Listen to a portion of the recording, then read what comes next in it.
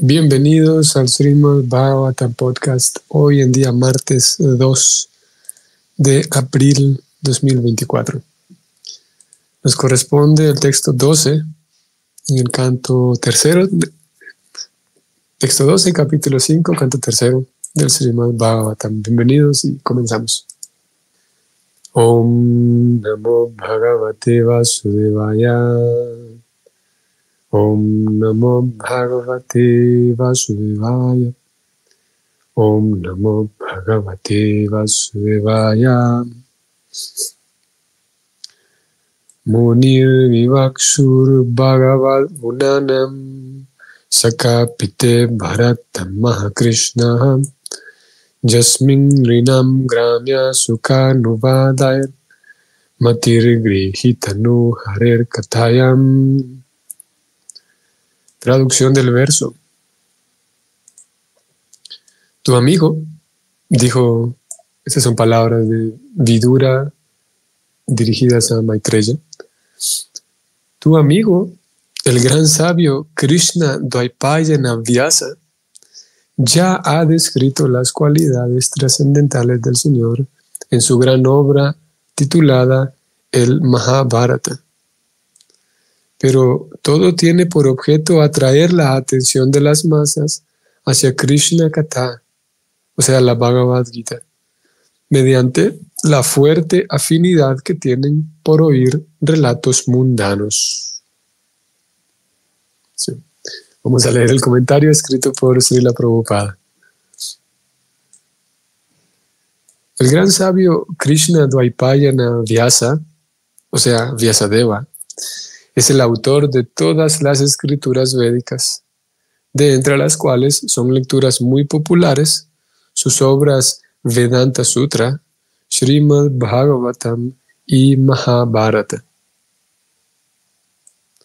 Como se declara en el Bhagavatam 1.2.25, Srila Vyasadeva recopiló el Mahabharata para la clase de hombres poco inteligentes, que se interesan más en los temas mundanos que en la filosofía de la vida.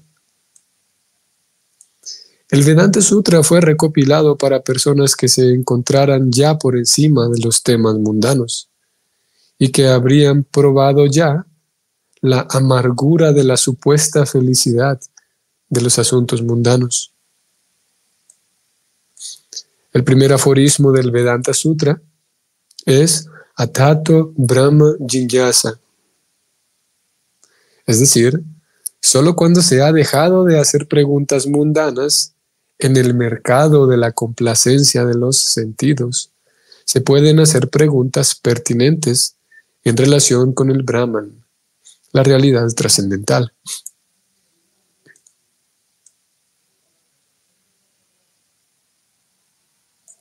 Aquellas personas que se dedican a las preguntas mundanas, las cuales llenan los periódicos y demás literatura de esa índole, se clasifican como Stri Shudra Duyabandhus, es decir, las mujeres, la clase obrera y los hijos indignos de las clases superiores. Ellos son los brahmanas, kshatriyas y vaishyas. Esa clase de hombres poco inteligentes no puede entender el propósito del Vedanta Sutra, aunque de una manera pervertida aparentan estudiar los sutras. El propio autor explica el verdadero propósito del Vedanta Sutra en el Srimad Bhagavatam, y todo aquel que trate de entender el Vedanta Sutra sin referirse al Srimad Bhagavatam se encuentra sin duda descarriado. Personas descarriadas de esa naturaleza, interesadas en los asuntos mundanos, de las obras altruistas y filantrópicas, bajo el erróneo concepto de que el cuerpo es el yo, harían mejor en sacar provecho del Mahabharata, que Srila Vyasadeva recopiló específicamente para su beneficio.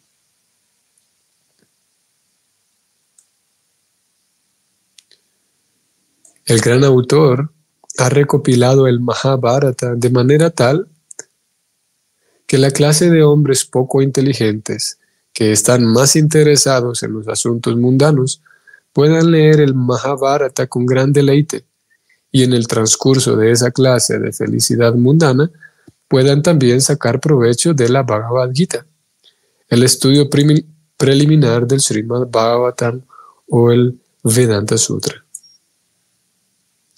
Srila Vyasadeva no tenía ningún interés en escribir una historia de actividades mundanas, de no ser para brindar a las personas poco inteligentes una oportunidad de lograr la iluminación trascendental mediante la Bhagavad Gita.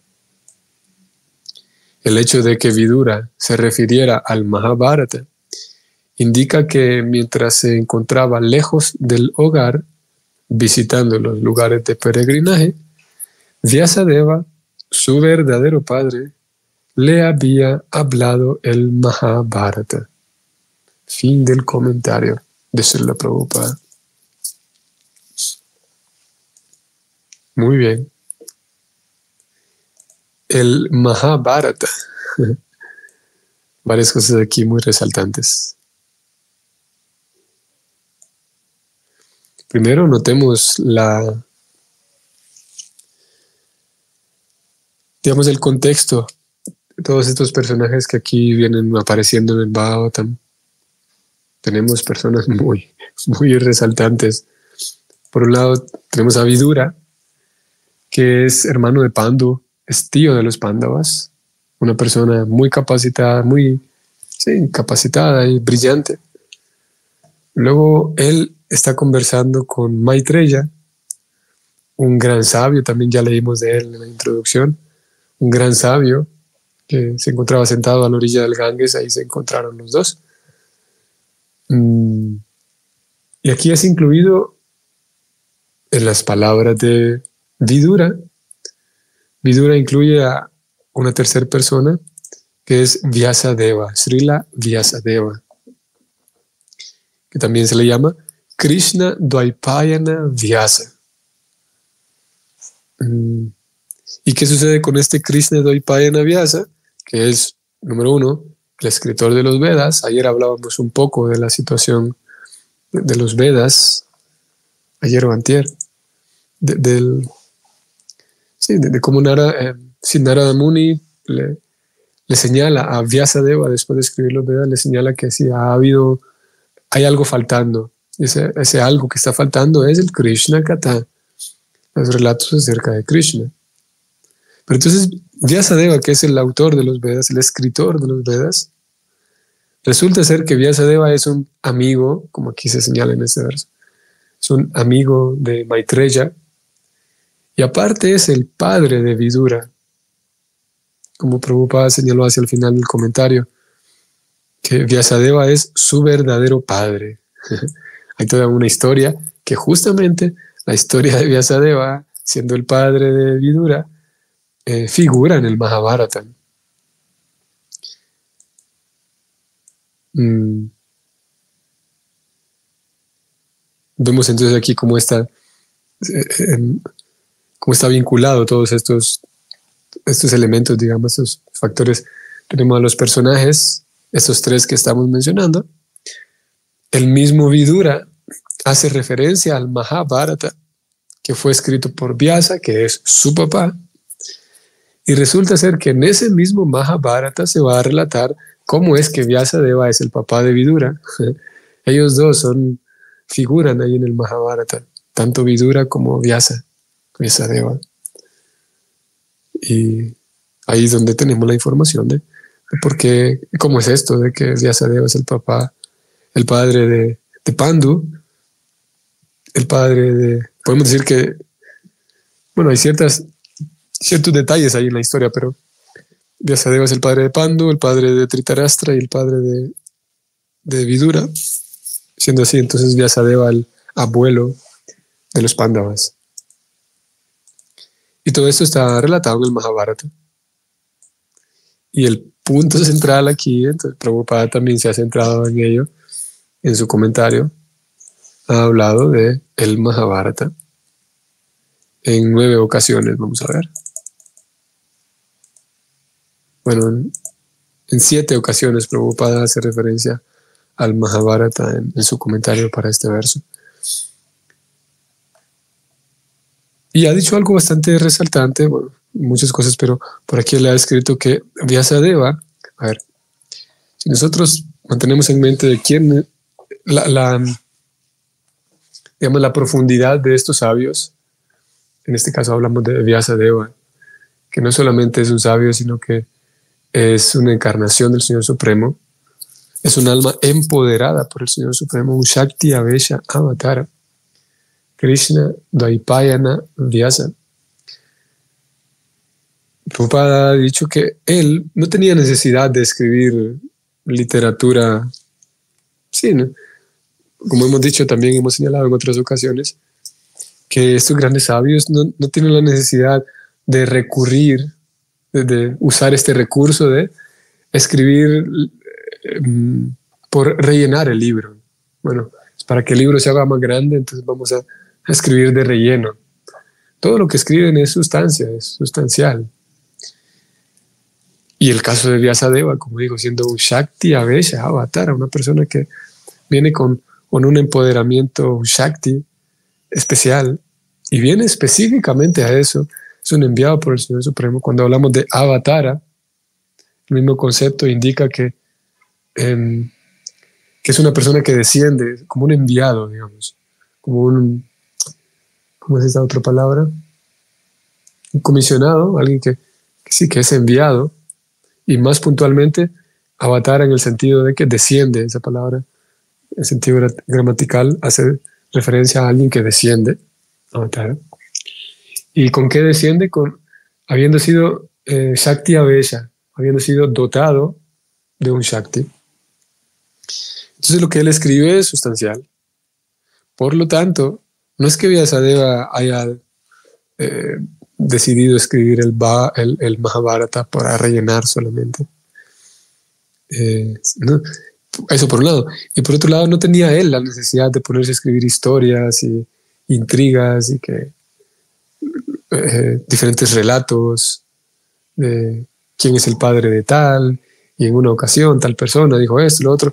Digamos, eventos bastante ordinarios, bastante comunes, que es lo que, en un sentido, es eso el Mahabharata.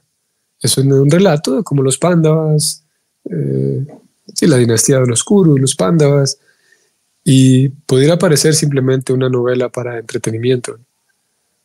Más, como ya lo sabemos, y Prabhupada lo ha expuesto en este verso, el objetivo de Vyasa era que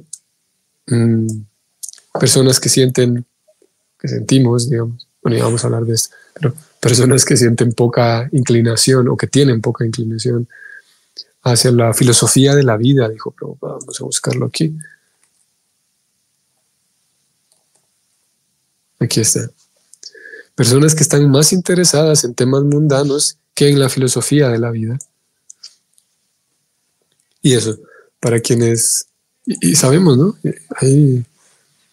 Es que a veces la filosofía es exigente, requiere que mi cabeza, mi atención esté puesta ahí, si voy no solamente a estudiar filosofía como una carrera, pero si voy a conversar con alguien, una conversación de media hora, si vamos a conversar de algo de filosofía, requiere que mi atención esté ahí. A veces se vuelve tan intrincada y densa la filosofía.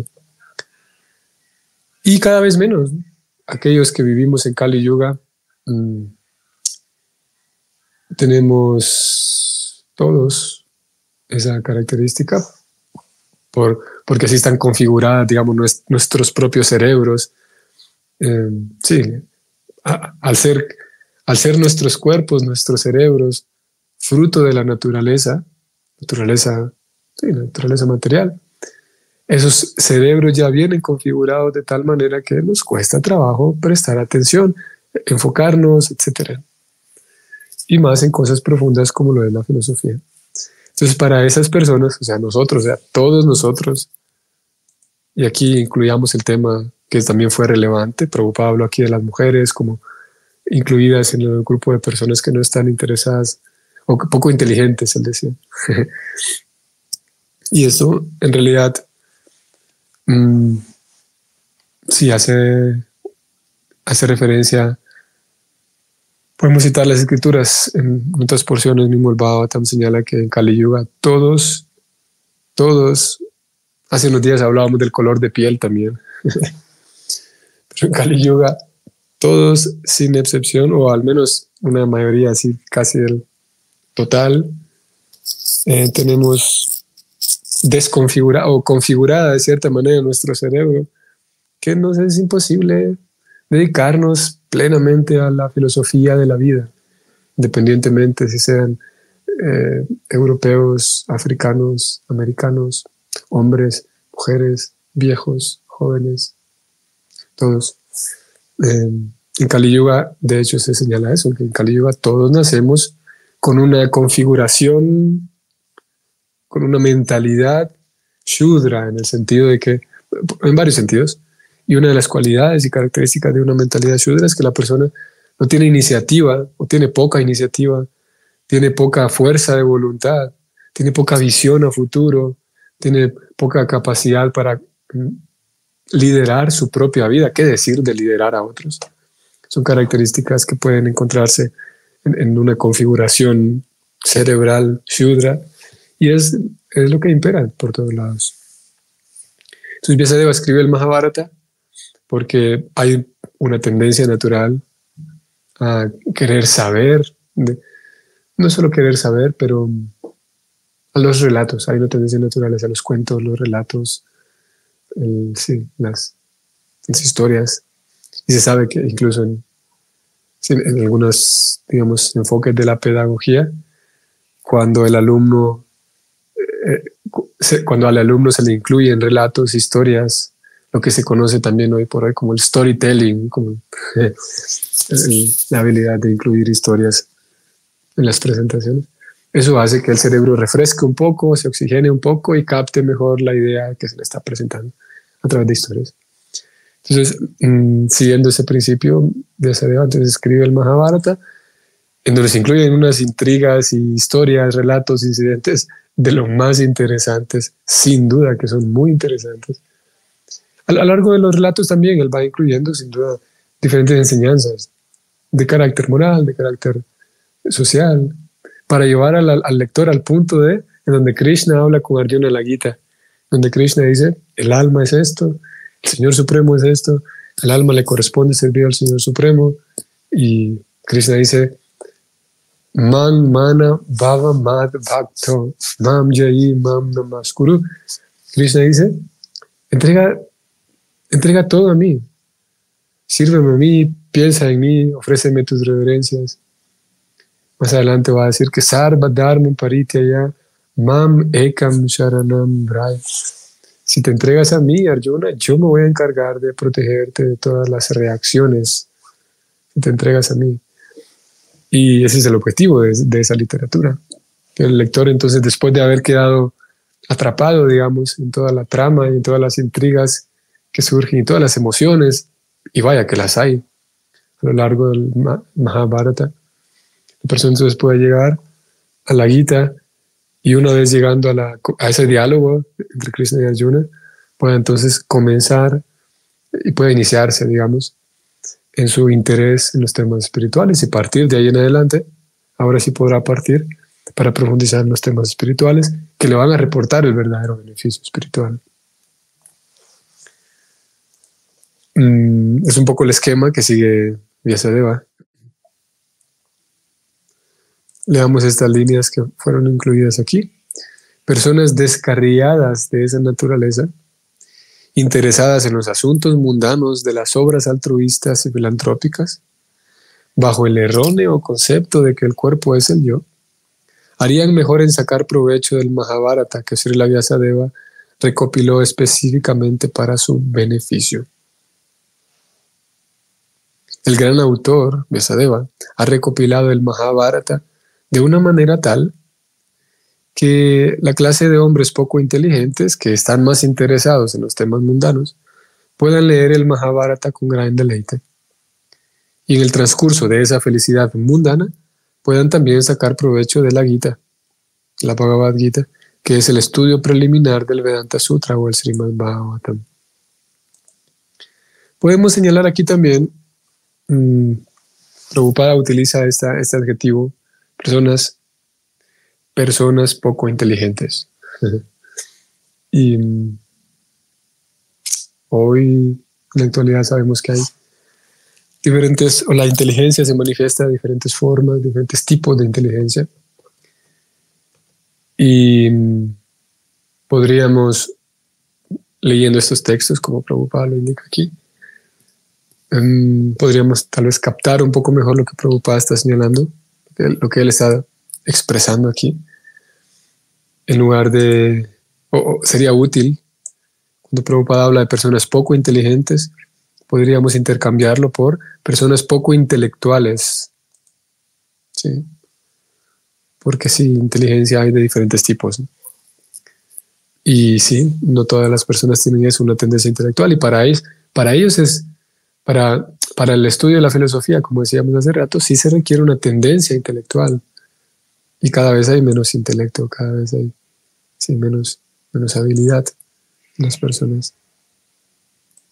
Respecto a la lectura, vamos a mencionar esto para cerrar. Respecto a la lectura,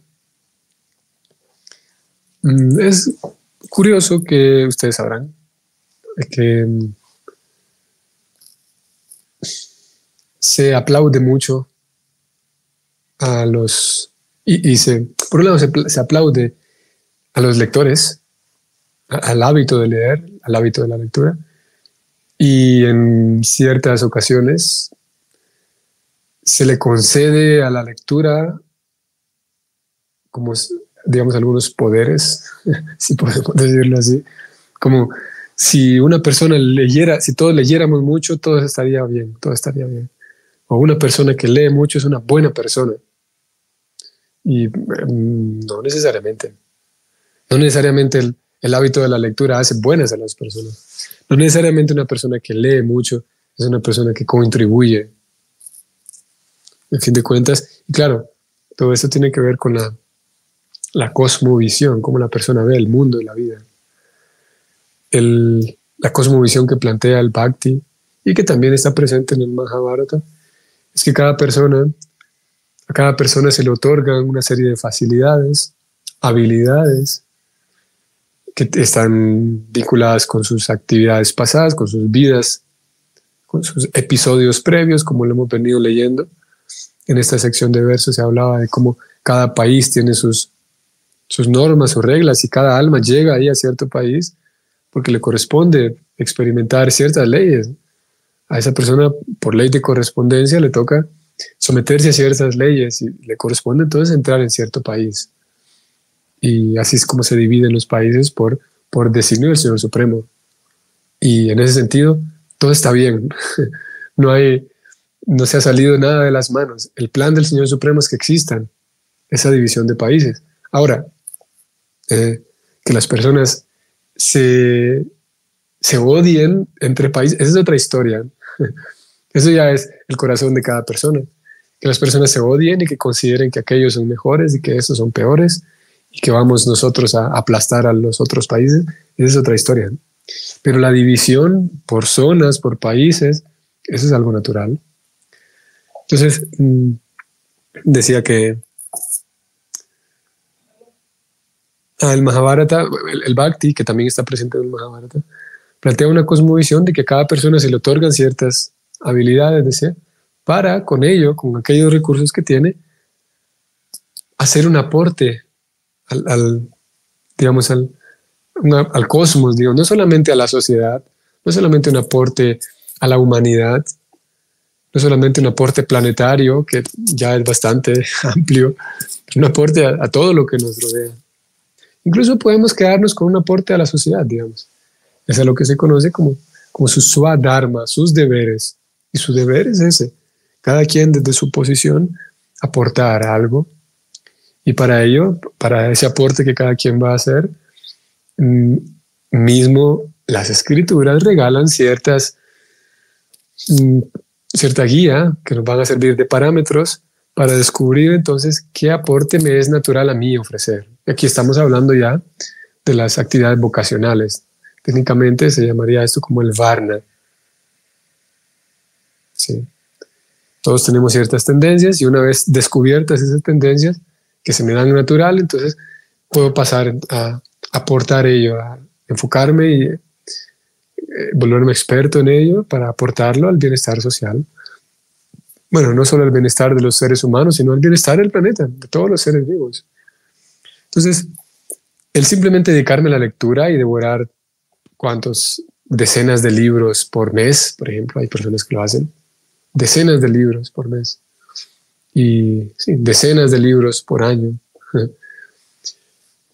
Obviamente, dedicarse a leer es mucho mejor que dedicarse a otras cosas que realmente sí dañan, ¿no? Que sí son nocivas.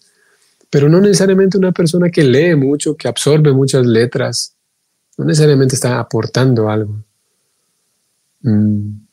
Porque, como sabemos, y esto es por asuntos de estadística, no todos los libros aportan. Así como yo podría decir, bueno, voy a viajar por el mundo. Ok, no a todos los lugares que yo visite van a enriquecer mi experiencia de vida. No todos los lugares por visitar en el mundo me aportan algo. Habrá algunos lugares en donde mi conciencia está en peligro porque son lugares no muy productivos. No es que todas las personas, la compañía de todas las personas en el planeta me aportan. Habrá algunas compañías que es necesario mantener distancia porque su conciencia de estas personas está en otra, más enfocado en dañar, en crear perturbación. Asimismo, no todos los libros que se leen aportan. Y sí, como digo, sin duda que es mejor leer que hacer otras cosas que realmente dañan, ¿no? Pero sí, hoy por hoy hay no sé si sea una creencia más contemporánea, más actual, o es que actualmente se le da más visibilidad a ello. Pero lo cierto es que sí, está esa idea de que si alguien lee mucho, sí, es una buena persona. Y a veces, bueno, como digo, por mera estadística, hay la posibilidad de que lo que ocurra en el intelecto, en la cabeza de esta persona, sería lo que podríamos llamar una mezcolanza de ideas, una mezcolanza de cosas. Y claro, estamos observándolo aquí desde una perspectiva que es la del Bhakti, esa perspectiva que va pensando en, ok, ¿qué aporte, qué beneficio? ¿En qué sentido me está beneficiando esto? ¿En qué sentido me está beneficiando para también ayudar a otros? Y a veces sí, para reportar un beneficio, es como el alimento. Todas las cosas que pasen por mi boca me van a nutrir, pues no necesariamente. O comer todo el tiempo me va a nutrir, pues tampoco va a ser el caso. Entonces, sí, la lectura, la adquisición de conocimiento, por el mero hecho de adquirir conocimiento, es simplemente una actividad material. En el caso de las escrituras, como hoy hemos hablado del Mahabharata, apuntan a que la persona vaya puliendo su ser, vaya siendo más civilizada, como hemos venido hablando estos días. Ese Krishna que estaba dando pautas, recomendaciones para que la vida de la persona florezca, para que la sociedad florezca, para que la persona consiga plenitud, satisfacción. No solamente busca entretenerla con historias bonitas y agradables. No es entretenimiento, es para el crecimiento. Ese es el objetivo. Y no solamente el crecimiento por el puro crecimiento, sino en fin de cuentas volver a casa, limpiar el corazón para volver a casa, para recobrar nuestra verdadera vida. ¿Qué mejor resultado que eso? Volver a casa. Muy bien. Espero que tengan un excelente día martes. Nosotros terminamos por aquí el episodio de hoy. Si el Señor nos permite, nos vemos mañana.